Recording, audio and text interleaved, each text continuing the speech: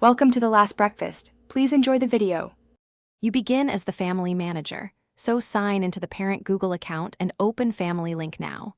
Once done, make sure the supervised device is nearby and unlocked. You need access to settings on both devices. Backup photos and messages first, because removing supervision can change sync and app access.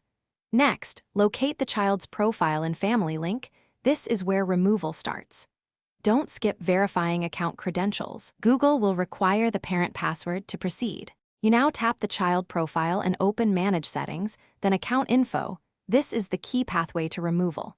Once you choose Remove Supervision, Google asks you to authenticate as the parent, enter your password and any two-step verification codes.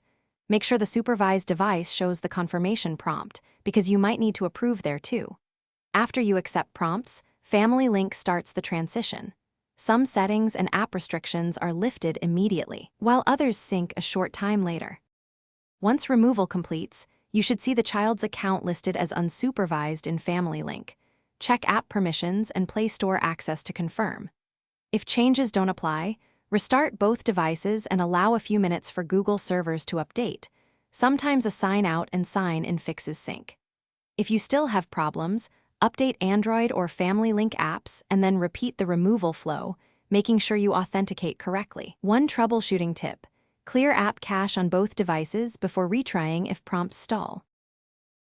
Thanks for watching. If this was helpful, leave a like and consider subscribing. See you next time.